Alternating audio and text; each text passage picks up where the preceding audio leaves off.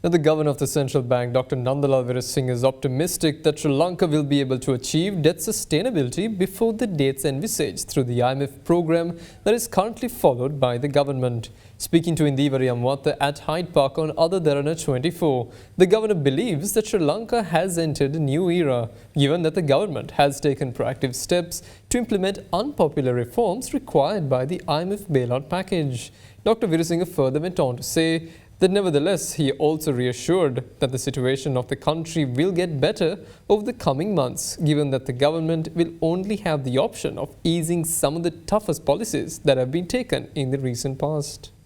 If you can give us a breakdown of how these debt targets are going to be met, whether this IMF is also another loan, is Sri Lanka going to be dragged into further debt burden, and how are we going to honour our outstanding debt? What is the timeline for when we start repaying all these loans? For example, the IMF itself, it says we have to bring down current debt to GDP ratio from about say 120 and including public guaranteed debt 130 to around below 95% in 10 years time. And then the service payments as a percent of GDP, foreign debt service payments to around annual basis 4.5% of GDP, not more than that. That is this service target, that's a debt stock. Other technical thing what we call gross financing need, currently about 30-35%, will have bring down to 13% in 10 years time. These are the path that to achieve. For us to achieve that path is mainly how we can restructure our debt service obligations going forward. So this is where the next important step for us to start discussing with both bilateral, official and commercial creditors with an intention to bring down our debt service burden and restructure our obligations and obtain a more relaxed debt relief so that we can afford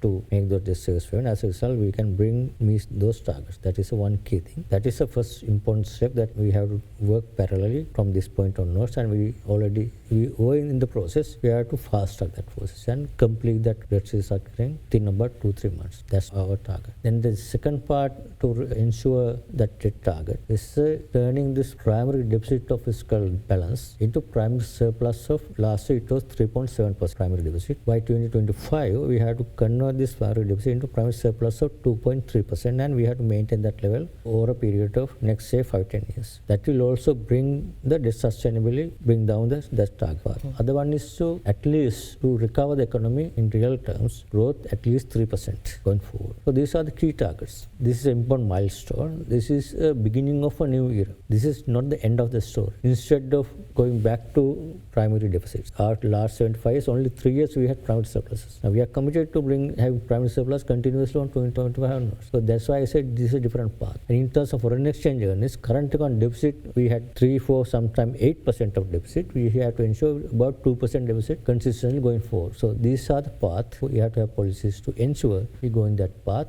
All I can say, the most difficult reforms already been implemented. So what we can say going forward, it could only be beneficial, and these tightening policies could be gradually relaxed, and people's income or country's income can be basically gradually increasing, and that will give some more cushion. And in terms of resource, in March, April, liquid amount of resource almost zero, but we had Chinese stock only 1.45 billion. That's what we had at that point. Now, end of last month, we are gradually building up, and we had 2.2 billion of gross resource end of January. I think we all know during the month of March, we had much better foreign exchange situation. We were able to build about $500 million even from the market before IMF came in. IMF gave another 300 million. With that, there's a significant increase compared to the level we had. But that is not sufficient. That's why I say it's not the end of the story. So we need to continue to build up our resource position to much more comfortable level that we had earlier. For example, if you look at before the crisis, end of 2019, we had over 7.6 billion level of gross official resource. That was even having the debt service obligations for 6 billion per annum in the next 4-5 years. If we restructure debt properly, if we bring down the debt service obligation, I think coming back to 7 billion, $8 billion would be much more comfortable level compared to what we had earlier. Because when we had 6 billion debt service payment next year, and if we had only 7 billion, that is not a comfortable level. But if you bring down the debt service obligations to 6 billion, 2 billion, then 7-8 billion is still a sufficient level. We can't build up resources in a very short time. unless you get a significant amount.